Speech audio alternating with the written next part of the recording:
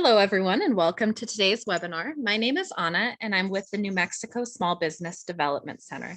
Today, we have Katie Snap joining us, who is a quality engineer at the National Labs and holds a bachelor's degree in electrical engineering. Katie owns her own consulting company and is trained in the psychology and neuroscience of leadership. Katie specializes in business development, marketing, strategic planning, product customization and delivery, and customer service, and will be presenting negotiation skills for women-owned small businesses. Katie, if you wouldn't mind progressing to the next slide, that would be awesome. Thank you so much. We will be using the Q&A function to take questions and welcome attendee participation, so don't hesitate to ask us any questions you may have. Definitely don't be shy. We'll answer those questions throughout the webinar. And the next slide features some COVID-19 business resource links, which I won't go over in detail as we'll send you a copy of the presentation at the end of the webinar. And then lastly, this coming slide, please visit us at our website at nmsbdc.org to view our upcoming no-cost webinars or to sign up for our no-cost counseling services. I'll also send a follow-up email to you with this information. Thanks so much for joining us. And without further ado, I'll hand it over to you, Katie. Hi, everyone. Katie Snap here. I'm glad you're here. Anna and I were just chatting a little bit. This is the third time this same session has been offered. We offered up 3 different times, and so this is the last of the 3. Glad you guys could fit it in. And we do have a small group today, which to me is always a bonus because people feel safer jumping in, and I just want to encourage that. So I see a handful of you and a couple names I know. Hi, Karen. So right now, as people are kind of jumping in, I'll step in with what our objectives are today. And as you go through the process, I really just, want to hear from you. Where are you going to be applying this, and what sort of questions might you have? There is a Q&A box, and so I encourage you to use that Q&A box. Anna will be monitoring it as we go forward, so we're going to answer those as we go along. Okay, all right, on with the objectives. The objectives today, we're going to look at 3 stages of negotiating. So I put it into a really simple 1, 2, 3 before, during, and after, because I think that's a great way of prepping, rolling it out, and then doing a little recap. So we'll go into each of those 3 stages, and within each one, there are specific skills. In those, it's important as a woman to be using your power and influence. So we'll talk a little bit about that. We'll talk about mental preparedness. One of the reasons this is unique is that it is applied to women that are in these situations. And we find that women have different baggage around negotiation, right? So I don't know if you feel like you're in that category or not, but we're going to have a couple of polls here just to kind of find out if that's the case. So mental preparation is really, really important. And then the confidence piece. So as you walk away, you'll have some sort of confidence. You're listening to the voice in your own head and feel like you're ready to go forward and do it. All right. So as far as the presentation outline, I'll hit on mistakes that women make. I will hit on the 3 stages, as we mentioned before, skills within each one. And I will also let you know that for those of you that really like to be mentally preparing yourself as you take a training, it's your responsibility to kind of connect the dots with what I'm saying, what's out here for try this on for size, and then what you take away and run with. One of the ways I help you do that is I will give you some actual scripting. So it'll sound kind of odd to be giving you actual scripting for what do I say in certain stages of negotiating. However, for the training purposes, I think it's great to hear what the steps sound like, what a skill sounds like. What does it sound like if someone's giving me some resistance, and how might I start off by addressing it? So you will see some actual language around some of these skills, and you can take it and personalize it, or for all I care, you can just kind of memorize it word for word. That's fine too. Okay. Let's begin with some hard facts. Hard facts about, what it's like to negotiate. All right, follow me on these statistics and see how they may be manifesting in your situation. 55% of women and 39% of men admit to being scared when they negotiate. Okay. Is that true of you? Most people don't negotiate their salary. So although most of you probably decide your own salary that are attending here today, assuming that you own a small business, right? As if we have one. Salary, that is. Here's the statistic that's indicative of how we fail to put ourselves out there when it comes to money for ourselves. So money adds a little bit of that baggage factor in there. 70% of women and 54% of men do not negotiate salary after receiving a job offer. That's kind of sad. I have a 27-year-old daughter who her first job out of college, and she got it before she even graduated. I was so proud of her. It was a part-time job when she was in school that hired her full-time afterwards in the aviation industry. And they pulled her on full-time before she even graduated. She started, not just got the job before she graduated, but started working full-time before she graduated. When I asked her how much they offered her, because that's one of the first things you're kind of interested in, what's the offer? She said, I don't know. So I said, you don't know what your salary is? She said, no. I said, you know anything about benefits? No. And I'm embarrassed to say her major was HR, but now she's in aviation operations. But at the time, it was not even on the radar to her to negotiate something. We sometimes feel like we don't deserve to ask. So think about that as one little piece of the picture. I like this because it looks like these ladies came right out of the 80s. Love it. I think I wore suits exactly like that in the 80s. But also this whole, what is it with us? We're like men, only cheaper. We still get less than 75%. I think maybe the last I saw was 75. It may have got a little bit lower, but 75 cents to every dollar that a man makes. So, what's with that? A lot of it is it just the part that's left over from previous generations and we haven't caught up? Or is it truly that we're doing the exact same job and it's unfair out there? Or are we doing it to ourselves? Most businesses expect new suppliers to negotiate and almost never start with their best offer. So people who don't negotiate are almost always accepting less than someone was prepared to pay. The point here, simply choosing to negotiate, simply just saying, I'm going to go in and negotiate. I'm going to ask for one yes. Simply doing that is going to yield you results, even if you're not very good at it. So one study, employees who chose to negotiate increased their starting salaries by an average of about $5,000. So that's a salary negotiation. Boy, what a difference that can make. And in fact, Carnegie Mellon economist said, failing to negotiate your salary at the beginning of your career over the life of that career ends up costing you about $1 to $1.5 million, right? That starts to add up. So even if it's a little, plus the aspect that if you're negotiating, you're showing some backbone, you're showing some aspect of you care about the financial piece of it, even if it's not financial and you're negotiating for something else. It shows that you kind of want to get in the fight. And in fact, that's part of the problem, is looking at it as a fight. So I'm going to ask you just a little bit about that as well. Let's have a poll question. So I'm going to launch a poll here. And I want all 6 of you, because we're a nice small group. So all 6 of you, I'm hoping you have access to a keyboard. Let's do this launch of the following question. Which negotiating situation are you currently facing? And you can select all that apply. I need a business to negotiate a business contract. I often negotiate with prospects about work. I negotiate on behalf of someone else. I negotiate informally with other business people, or I negotiate with clients and suppliers. Okay, so a couple of you have jumped right in. I'll give you a minute to choose those. You can choose more than one.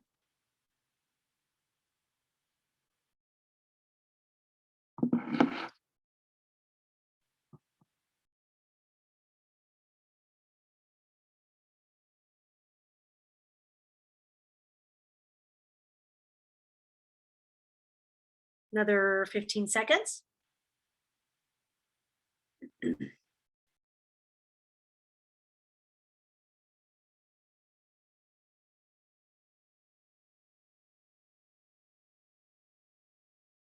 Okay. Melora, I see your comment in the chat. I negotiate with clients and suppliers. I don't know if you can get on the poll or not, but that's good to know as well. All right, I'm going to end the poll. And I'll post them up here. So it looks like a large percent of you negotiate business contracts. So something that looks probably, when you say contract, I think of pretty formal, right? So that necessitates something that's a formal entry, formal approach to how you're doing it. I negotiate informally with other business people is the second highest. None of you really negotiate on behalf of someone else. I don't run across that very much. And then you've got, one of you has a little bit of interaction with prospects at work and clients and suppliers. Okay, but most of you are in business situations and with other business people. All right, follow-on question.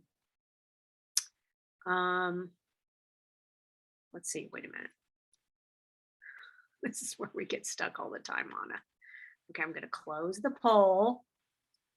And then I'm going to open up the second one. I see how to do it. Wait, don't tell me. I'm all ears and eyes. Yeah. Excellent. Second question for everyone. Select all that apply regarding kind of where your head game is. Scared of negotiating, needing to learn the basics, want to learn to negotiate contracts, just need reinforcement, or other. And that you can add in the chat box.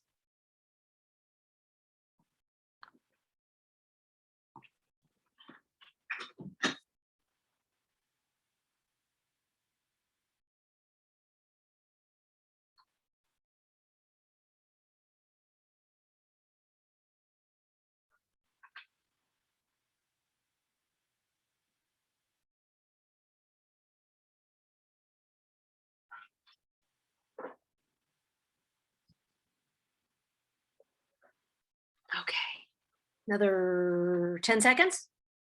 Oh, we've got everybody's responded. Nice job, everyone. All right. Answers. I'll pick the top scoring ones first. Most of you need the basics or want the basics as well as reinforcement and ideas. Okay. About a third of you say you're scared of negotiating. So a couple of you, I think that's bold because that's being straight out there and authentic. I'm scared of negotiating. So that's one of the reasons it prompts me to teach this class is it keeps me sharp and keeps me from dropping the ball where I think I might be dropping it because of fear. And only one of you feels like you need to learn to negotiate contracts, which is good because that's not really within the scope. So, and again, Melora had said you negotiate with clients and suppliers. All right, so we've got that sense that I get tossed in the situation of negotiating and maybe I don't really know what I'm doing. How many of you have been to formal negotiating training? I mean, there's certainly, other than an hour webinar where you're getting the basics, there's more long-term stuff that you might learn in some sort of a sales course. But really, if you don't need that, you just really want to be able to take these fundamentals, ideas, support reinforcement, give me something that I can walk away with quickly. So you're at the right place for that, because one of the ways that I like to pass on information is by being practical and tactical. And so that's where this topic comes in. Okay, so let's go into where we are with going at it presently. And there are 9 mistakes that women make in negotiating. I like the way that we just decided that there are 9. As I share these 9, identify which ones you relate to, which ones are the ones that you'd say, I think I'm probably guilty of that one. The first one, I mentioned this just a little earlier, misinterpreting negotiating for arguing. Now, often as, I'm going to generalize this by saying things like as women. So, but generally, women like to be collaborative and like to work together in packs. When an argument occurs, it looks more like it's a win-lose, and that doesn't feel collaborative. So when we see negotiating as something that's a win-lose, we're more likely to have some fear around it, and then we're more likely to get caught up on not doing this right or doing this defensively or not having confidence. Therefore, if you're not being confident, you can't think straight and you can't be creative. So misinterpreting negotiating for arguing is one of the first things that I want you to dissect in your head as being associated with each other. There are times, certainly, when people play win-lose when they're negotiating, right? So if they play win-lose, it means I got to jump in and play win-lose back because I need to be defensive or I need to be protective of myself. That's going to get you in trouble, and that is a negotiating mindset that is not going to be helpful. If it ends up moving to a win-lose in your negotiating, so be it. So be it.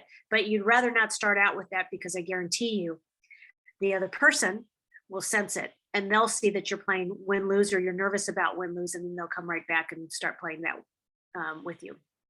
Failure to set the table. So by setting the table, I mean being aware of what that's going to look like, what the interaction is going to look like, and how I can help influence it. Like, where are we going to negotiate?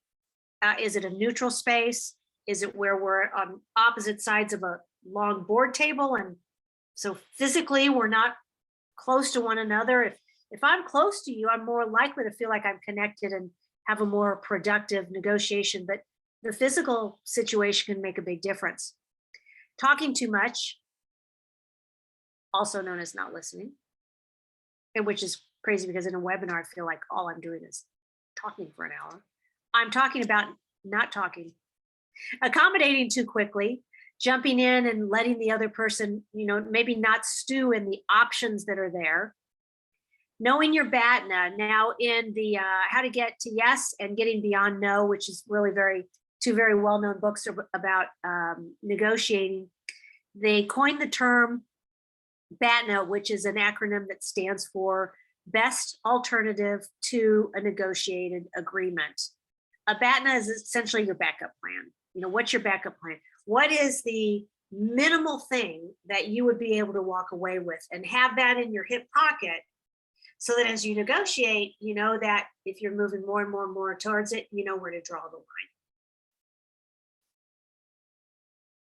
Continuing over here, letting emotions derail your logic. A little neurology lesson in part of the coaching training that I learned in neurology of leadership. There is some real basic fundamentals around how we think as humans. I think it's always good to know how we think as humans, so that you're interacting with other humans, you get a sense of what's going on. Emotions. If we're acting out of emotions, we're not using this executive part of our brain, the prefrontal cortex, which you all know what that is. It's the higher learning piece. It's the executive. It's the smart piece. It's the logic. And so by using the executive part of your brain, you're controlled, you're thinking about what makes sense, and you're moving something forward. When emotion enters the scenario, when it's in your head, we have a very reactive reptilian brain, it's called. It's the amygdala, small almond-shaped little item in the back of your head. That is a thinking part of your brain as well, but it's the reactive part. So it's the part that was put there to keep ourselves from getting killed. So if, for example, someone says something to you that just ticks you off, just like they hit a hot button, and suddenly you see red, or suddenly you're like, it's somehow triggered some sort of emotion that has bypassed your executive brain. You've gone right to that amygdala, and now you're thinking reactively. All right. If you're in that part of a mental state, it's nice to call it a mental state because that's what it is, an emotional state. You're not going to be able to think logically about it. So that's about as far as the physiological lesson goes right there. Is if you're back in that part of the brain, you're not using the front part of your brain. You're not using the prefrontal cortex. Now, you might know that, but hearing it over and over again is super important. Because if you're in that emotional state, you're the only one that can recognize it quickly and move yourself out of it. Okay. So I have found that maybe this has to do with maturity, and maybe it has to do with practice. When I find myself in a reactive type situation, like I'm starting to get emotionally wrought over something, and that can be anything. It can be anger, frustration, depression, sadness, whatever.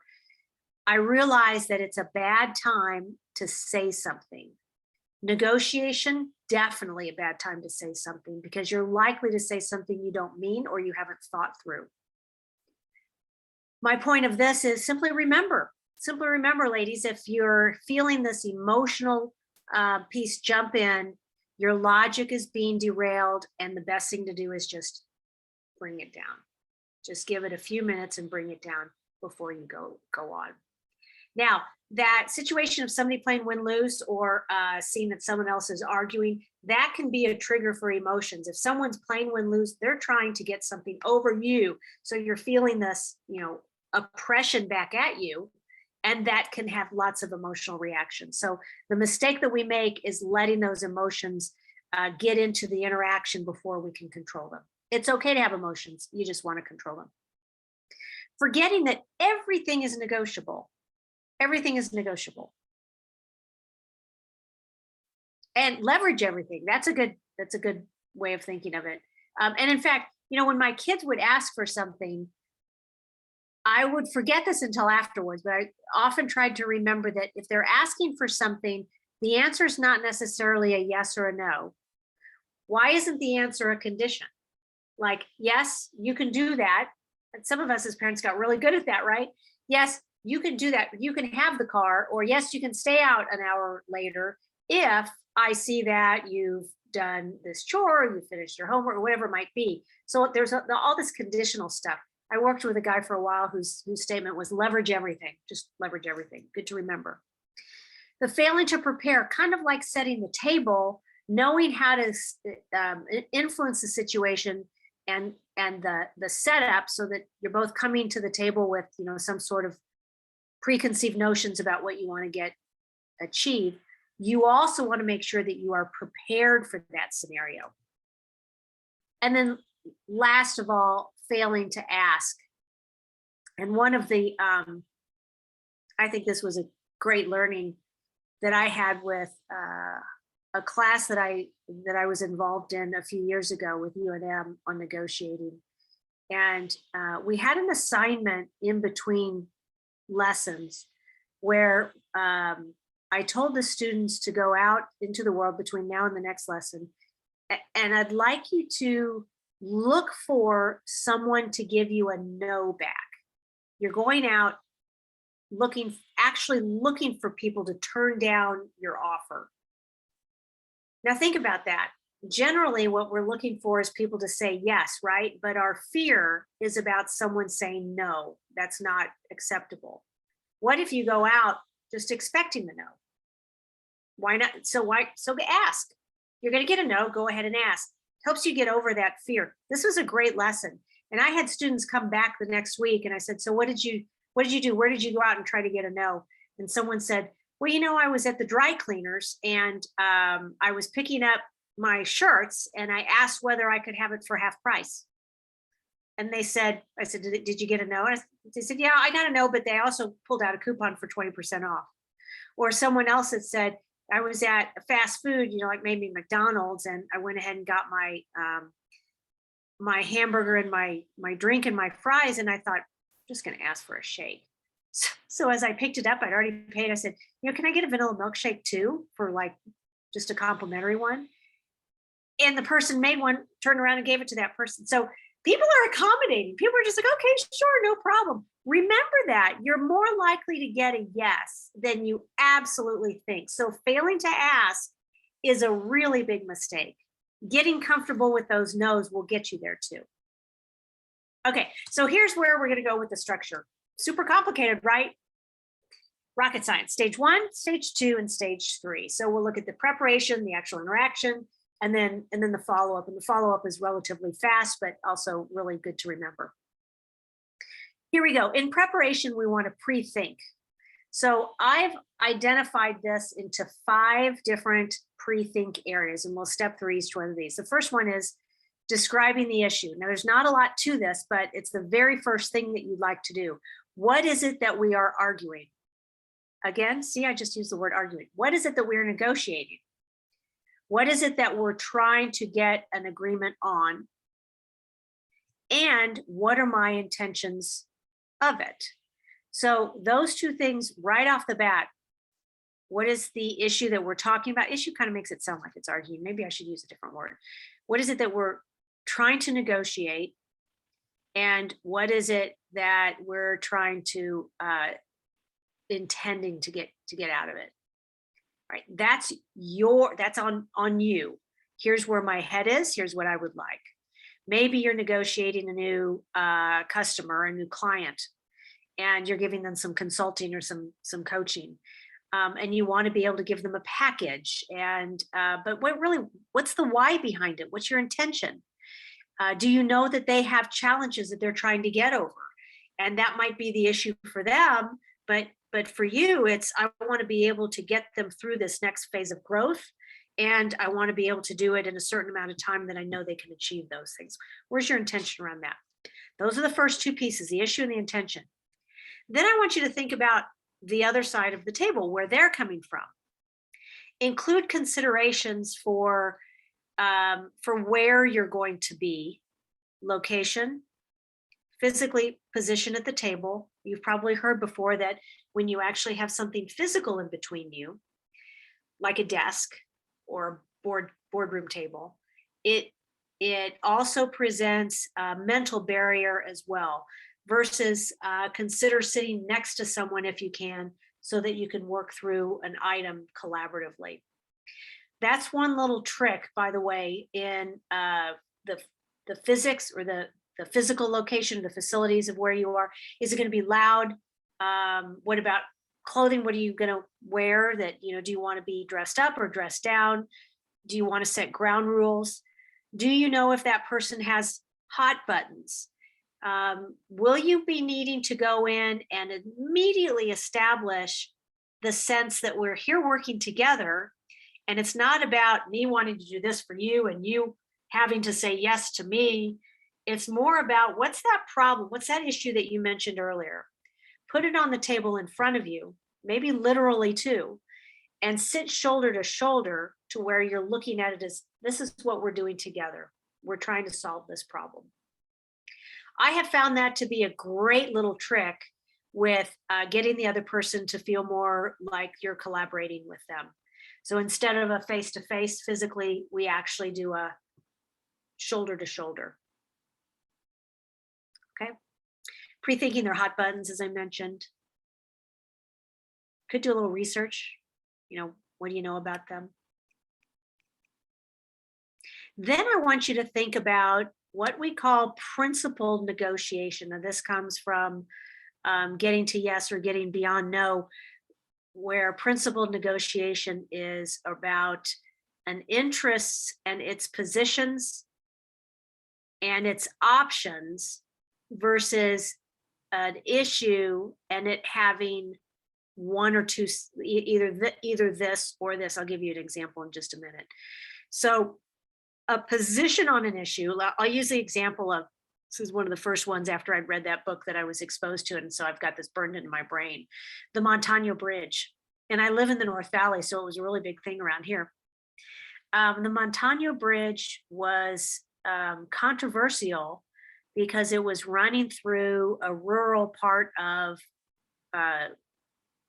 major metropolitan area, Albuquerque, the North Valley, and going over to the west side. But the west side was in need of it so badly that for them, all it was is we got to have the bridge, we got to have the bridge. For the people in the North Valley, it was we can't have the bridge, we can't have the bridge.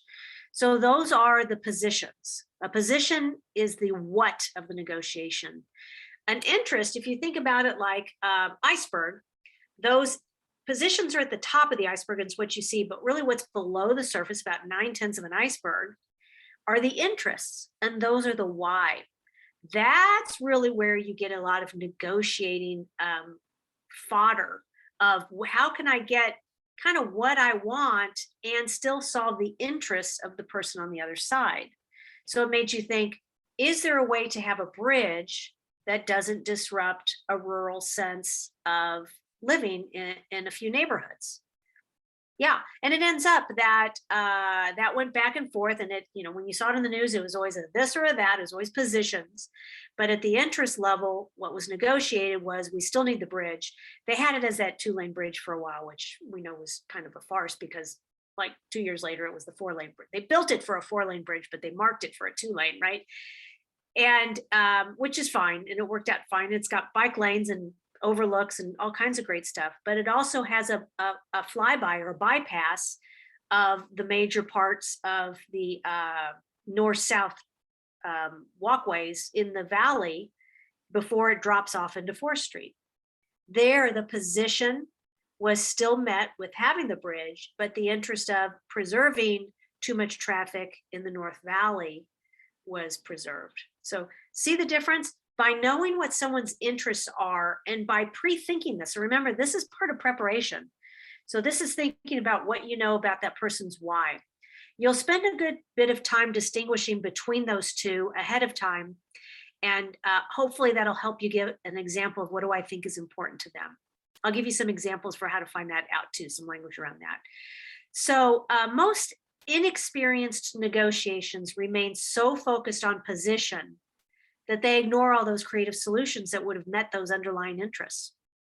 And in an effective negotiation, you really will be looking almost exclusively just at interests. So some things you might be asking. So in the prep, ask yourself ahead of time, why am I taking this position? What's important to me about it? I feel strongly this is it, this is it, this is it. You're not going to stop looking there. You're going to look beyond it and ask yourself, why am I taking that? What are my interests in it? Why are they taking that position?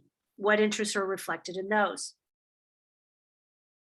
What interests might they have that are not being met by their positions? So maybe there's some other aspects of getting to the east from the west that was not considered. Like maybe there's plans for a bus route or a fast train that's going down I-40. I mean, maybe there's those other pieces of it that still meets those interests, and they haven't been in the scope of the picture yet. You see where the creative thinking is coming here, right? Are there any other positions that are more acceptable to their side or to me that meet those underlying interests? And you can think of things that come into play, like, so if you're negotiating a contract with someone, deadlines, is there flexibility around deadlines? Is there flexibility around expenses or sales targets? Is there flexibility around how people are involved? So someone might say, hey, Jill, I'd like to hire you to come into my team and deliver what you've got, and we'll pay you $50,000. But I can't pay you any more to get done. Maybe you've said it's going to take me $75,000. Well, what if you were bringing in a team of 3, but you're only going to have 50,000? So maybe your negotiation is, okay, I can do it for 50,000. Can you spare me part-time one of your staff members? That's an underlying interest because it's helping with resources, people resource. How about resources that you're using, like tools? Are you using outside vendors versus something that they already have? Often when I go in and do training, I can keep material costs low if my customer will agree to print the material for me. So they'll provide 3-ring binders and the printing, and lesson learned, review it ahead of time before they make 50 copies. So you lose a little bit of control, but it's saving them some money, and you're not having to go, wherever it is that you get your printing done anyway. So those are the sort of ways to ask yourself, where are the interests? Where are those positions? What are some of the options? All part of the preparation. Now, then it comes to wrangling with whatever you might have. So the couple of you that said, I have a little fear about negotiating, or I have some tentativeness that what I'm going to interact in is not going to go well. Maybe you don't call that fear. Maybe you just call that some tentativeness. So here's an example of where I saw some fears come up, and I thought it was kind of classic. This will be a female example. Last year I was working with a small organization, a nonprofit organization, And they work closely with the court system, so they're aligned with a good part of the legal and the government communities. The executive director at one of the regional offices, I'm going to call her Sandra, but that's not her real name. So Sandra was an executive director at one of the regional offices, which was like a chapter. And this chapter was really highly regarded in their region. But it also had the burden, like any other nonprofit, of securing and maintaining funding for the organization. So of course they had to do fundraising events and friend-raising events so that their outreach was continued and they could maintain their image. At one of these events, Sandra was talking with a local businessman that she knew. His name was Bill. And Bill had actually been on the board of that chapter in the past. So he knew the organization and, he was familiar with it, but he'd also been involved in local politics, and he was up for re-election at the city council in that area. So as Bill and Sandra were discussing the upcoming fundraising effort about the organization, she knew she wanted him to continue his financial support. So she's thinking in her head, we've all been in this position. Here's kind of an opportunity in front of me. I'd like to just kind of, we're face to face. How often am I going to get time from this guy? I want to be able to ask him for financial support. And I'm just going to have the courage to do it. So she said something like this: Bill, we're close to our annual fundraising goal. You've been a great supporter in the past. Can I count on you to donate tonight? And Bill said, I'd be glad to, as long as you're willing to support me for city council.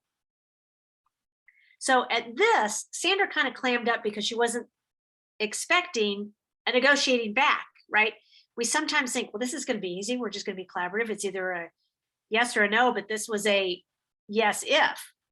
And so it caught her by surprise. She wasn't really sure why she had that sort of reaction, but she did realize that it stopped her a bit. She stopped thinking with her prefrontal cortex for a moment. And now she wasn't really prepared. So if you had been thinking a bit about what might he say, oh yeah, it's Bill, he's a politician, he's probably going to come back and ask, then she would not have been so surprised, right? So for many of us, those sort of spontaneous diversions from the expected direction catch us by surprise. And at any moment, a negotiation can kind of go one of those ways. And it might be weird the way you predicted, and it might be the way you didn't. So for those times when it's not where you predicted, it requires some composure. So this is a teeny little lesson in composure, so that when things get kind of critical, you don't lose focus of really what you want from the interaction. I made this post-it for myself several years ago, and I have it stuck up on my bulletin board. And these were the 3 steps that I use to get me back to square. Now, you can steal this if you would like. You could I got my labeler out, and the post is the way I made that. Or you can do whatever works for yourself. But it begins with awareness. Great negotiators have composure and a good understanding of what's going on around them. And that really means you have to be thinking from your prefrontal cortex and not from anything reactive. So it's so simple that it begins with awareness, but sometimes I know it's difficult. Being aware that something is happening to you is over half of the solution right there. So knowing that, I'm getting a little angry. I feel my face get flushed. Or, I just lost track of where we're going with this. Being able to get yourself back to something composed so you can say something like, I need a second to think about this, or something that just kind of, stops it for a second and gets you back to balanced. But if you can get as far as just aware that it's happening, you're more likely to achieve success. Success is being defined as maintaining composure and acting with intent. So without awareness, you can't get anywhere really unless it's a fluke. So awareness is just the first step, and it's a required baseline. Think of it as, the necessary foundation. Just aware, here's what's happening. Some breathing helps you physiologically. And then from there, you can use your prefrontal cortex, because now you're getting into some insight. This is where I get a little geeky. Analyze what's going on. Women are great at this. So that insight piece is what's going on and why did it disrupt me? And then from there, have courage, which is the backbone to do what you've analyzed as the best action. And maybe that's inaction, right? Because it's okay to simply say, give me 5 minutes. I need to stew on this just a bit. You can be unknowing of what the next step is to take, but doing it in a confident way. So that sounds like, I don't know. Let me think about this for a sec. Can we take a break? I still sound pretty confident, but I'm confident that I need to go think about it. Okay. So that's awareness, insight, and courage. And that's my little trick. Now, by the way, back to Sandra that I mentioned before, because I want to share with you the way that conversation that I had with Sandra after she told me about this thing with Bill, where Bill said, sure, as long as you vote for me for city council. Her observation really affected me because she had the insight of what was going on. She did this awareness. She said it caught her off guard, but then she had this insight. And she said to me later, she said, Katie, I felt like I was being asked to put out. I'm telling you guys this because we're all girls in the room. And that means something different for us. I felt like I was being asked to put out. And I thought, whoa, now listen to all the implications that has. The least of which is Bill asking for a sexual favor in return because he was not. But what might that possibly be saying about what we have at the core of our aversions to negotiation? It's this, am I giving us something of myself?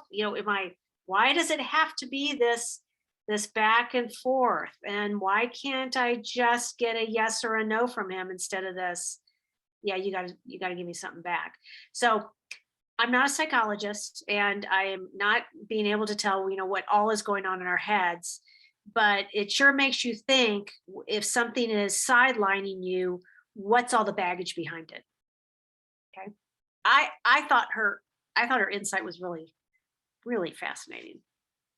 Let me go to this next item, which is a nice little tip that is useful for the preparation. And you can tell here the preparation is a really big part of this. I use a PPP, so it's a quick way of preparing. And you can also use this on the fly, by the way. It's great if you walk into a meeting and you don't have an agenda. You can just rattle off in like 1 minute. What's the purpose we're here? What's the process? And what's the payoff? So purpose looks like, the why are we here? Process would be the steps you're going to take to get there. And then the payoff is what we're all going to walk away with. In a negotiation, it might sound something like, hey, we're here to try to figure out how we can help get your employees through the training that they need. What I'd like to do is hear about, a little bit about what you guys have for challenges, what your objective is in getting those employees trained, and any other specifics that you want to have in that. And then I'll see whether I've got a good fit for how that might be accomplished. That's the process. You're going to talk and then I'm going to talk is really kind of what I just said.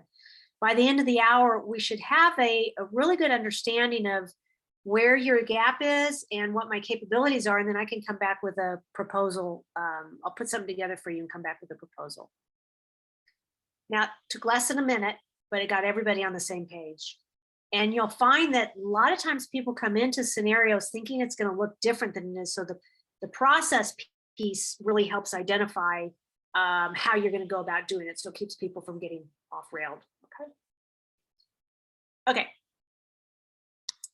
Any questions? Jump in. I don't see any. I'm sure you guys are just busily taking notes and stuff. Anna will make sure that PDF is available for this. So if you guys want to, anything that's on a slide, you'll be able to reference later. Okay, now we're going to go into the interaction. The interaction piece: entry, explore, give and take, and then closure. And I'll give you some examples here. So the entries where you might want to use that PPP. You're going to create that dialogue. You want to be present. You'll probably have done some preparation around this, like where's my confidence? Am I ready to show empathy? Am I, making eye contact? I want to let them know that, I'm going to say what I want and I'm going to say what I mean. And there's going to be, if there's distractions, maybe we take a time out or whatever it might be. So I just kind of have that open posture about this is going to be a good entry.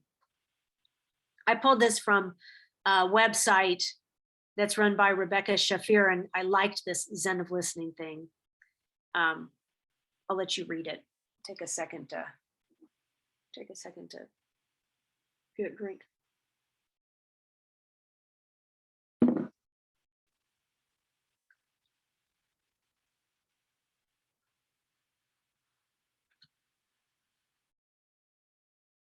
I thought that was nice. Let's see, just rearranging some stuff here. Okay. All right, so the entry is the first piece. The second piece is the exploratory part. So you're wanting to pull information out from this person or these people. And here's some example statements. Remember me telling you I was going to give you some scripting? I just like it because you can steal it and run with it. And some of these are just great standalones. What's your current situation? What do you hope to achieve? I love the idea of obstacles because guess what's that's going to get? That's going to get some interest uncovered. What's important to you is one of my favorite statements. I use it all the time at work. I use it with coaching. What are the consequences of us failing to reach an agreement? So that's a good way of reminding the other person that we're here to be agreeable with one another. I guess you can reach an agreement without being agreeable. Caveat. Then a little bit of give and take. You know, again, I'm geeking out a little bit because you're kind of doing the entry and now you're doing a little give and take. But this includes showing empathy.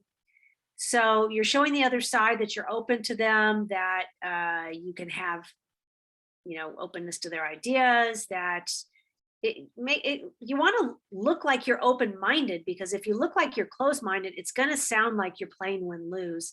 And then they start closing off. Versatility encourages versatility. And versatility is the degree to which you're seen as meeting the needs and expectations of others. The degree to which you are seen as meeting the needs and expectations of others. If I see you as being open to meeting my needs and expectations, regardless of yours, I like that you're listening to mine. My natural response back is to be opening back. Empathy, you can use empathy in ways like I can understand why you feel this way. I can understand your need to push for efficiency. I can understand that this is a hard area for you to give on. I can see that what you're asking for is legitimate and I would like to meet your needs. So none of those had the but in them, by the way. Just take the but out. That's a buttectomy. Just take the but out and put in an and. Here's some sample statements of kind of moving it forward even farther at the give and take. So what I heard you say is that for this to work for you, it's going to have the following attributes, blah, blah, and blah, right? Just repeating. I can agree to blank if you will agree to blank. Give it a try. Again, look for a no occasionally and you'll be surprised of what you might get. I understand you value the rapport we have with our members. Is that right? This was for a credit union. Would you be willing to sponsor our luncheon if we use your logo on all of the mailings? So here's a little something for you. It doesn't cost you anything, but it gets you something. Nice. That's because your interest, Mr. Credit Union, may have been to have some exposure. Doesn't cost you anything to put your logo on our mailings. Read some nonverbal clues. So those hidden messages, like where the other person's gestures are, body language. Women are very good at this. You know, I think I've been in negotiations before where the man will walk out and say, I thought that went really well. And the whole time, all I saw was, you know, this and this. On the other side, I saw hesitancy and he didn't read any of it. So we're good at that. Remember to look for that. People are touching their face, touching their eyes, lack of eye contact, arms like this. So I'm careful about looking this way too. And I make sure that I'm open, right? Fiddling with objects sometimes can be a indication that the person is, you know, uncomfortable. It could be that that's the way they think. Squirming in the chair could be that that's what they need. Could be their ADD. Could be that it's something else. Taking off their glasses and kind of closing their eyes, like, oh God, you know, doing that. That's a nonverbal. You'll have to figure out what the interpretation is. And I would actually see that as a clue to come right out and ask, you know, there's where you can be empathetic. I don't want any discomfort in the room around this idea that I'm proposing, right? You've just reflected it. Where's everybody stand on it? And lastly, in the interaction, what do you do with what you hear? So you respond to your counterpart's arguments. You want to avoid focusing on the other person's stated position. You'd rather be able to draw in, because they might not be seeing the difference between position and interest. So distinguish between the two. So I understand that you want to stay to your $50,000 budget. And you also want to be able to have all of your employees trained, and you want to be able to have it flexible time and blah, blah. So there's all those interest pieces that you remind them of versus just that it's going to be 3 days, it's going to be 50,000. No. We've got some wiggle room here. Listen for their interests, priorities, deadlines, listen for those clues. Put yourself in their shoes. How might it be in conflict with yours? Are you focusing too much on demands? Like, are they being demanding? Develop reasonable responses to their no's. So remember, remain calm, choose your words carefully, frame responses in terms of your counterpart's real interests and needs. And if you do get a no, think about the human behind it. Don't think of it as I've just been rejected. Think about where it's coming from. Okay. All right. So that's the last piece of interaction. Actually, the last piece within the interaction is the closure. Sorry, we really did have another chart. I lied. And the closure looks like a nice little verbal wrap up as you're getting things to the end. I feel like we're extremely close on this. What would you consider a fair compromise? I feel like we're extremely close on this. Do you think there's room for us to meet in the middle? I feel like we have an agreement in principle. Let's work on the details. That's positive. I mean, maybe you haven't agreed on things, but instead of saying we're just not agreeing on anything, I'm saying we have an agreement in principle. Let's work on some of the details. That gets people thinking more like this is going to work. Now we're going to go to stage 3, which is the follow-up. Always a good idea to reinforce and support. Always good idea to do a post-mortem so that next time you can, live, as I say, you can really live to negotiate another day. So you want to let the other person feel like, hey, maybe it's a quick note. Maybe if it's something that they bought from you, you send a little something that says looking forward to it. Maybe if it didn't work out, you also send a note. For those of you that have customers, that is a great way of maintaining relationships. And it shows courage that we haven't burned a bridge. We just didn't agree on something, and we're going to go live to negotiate another day, which is also part of the follow-up is how have I wrapped everything up nicely to where I've learned from it? I've maintained relationships. I can't tell you the number of times where I felt like, gosh, I had a contract years ago with doing some work at Sandia before I worked there with a very large population, doing a fantastic training. I was super excited about it. And at the last minute, by last minute, I mean like a week ahead of time, they canceled. I had suspicions that it had to do with something that one person kind of upended. And so, of course, the first thing I thought was, God, was it something I did? Did they see something on my website? Did somebody say something bad about me? I mean, there's all kinds of things that run through your head, right? But I wrapped it up very nicely. I made sure that I kept the relationship. I didn't let it show that I did tell them I was disappointed, but I didn't make it sound like, what? You guys can't do that all of a sudden. I mean, we had a cancellation agreement. So, I was compensated for the work that I put into it, but I kept that channel open. And several years later, I ended up talking to one of the managers that was in that department. I said, whatever happened with that? And she told me everything that was going on behind the scene, none of which had to do with me. There was so much chaos in particular. And boy, I'm glad I still had an open conversation with her. She was just about to retire, and it just felt good. So that's a nice little piece of wrap up to remember. Keep those channels open regardless what's happened. Okay, those are the 3 pieces. Preparation, interaction, and follow-up. And I'm going to leave it at that because it is lots of information. It's definitely a lot of information in the preparation stage. Interaction is the dicey stage, and then follow-up is just a nice little reminder. Tell me, do we have any questions? Anything that wasn't clear? Anything you want to share? Any challenges you guys have? And I think people can probably unmute themselves and jump in if they wanted to. Do you think? Yeah, definitely don't be shy. If you want to jump in conversation, raise your hand and I will unmute you and allow you to talk. I don't think you have that option, unfortunately, on your end. So my apologies about that, but I'll allow you to talk. And yeah, just encourage questions over here. And in the meantime, just want to also thank you for your attendance and to just let you know again, I know Katie already said this, but you'll receive a copy of the webinar slides after the presentation in a follow-up email. And we'll also send through a post survey to better tailor our webinars to your needs. So if you can be sure to fill that out, that would be great. And I'm not seeing any questions. So Katie, is there anything in specific you want to say to kind of wrap things up?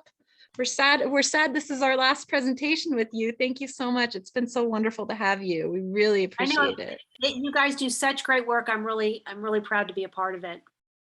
Thank you so much. Yeah. Okay. All right. Well, I guess in that case, just a reminder as well that the New Mexico Small Business Development Center is here for you to help you during any stage of your business. So don't hesitate to reach out to us and visit our website at nmsbdc.org to view our upcoming no-cost webinars or to sign up for our no-cost counseling services. And once again, thank you for your attendance. And as always, thank you so much, Katie. We have appreciated and enjoyed being with you. Nice meeting all of you. Good luck to you. Holler if you need anything.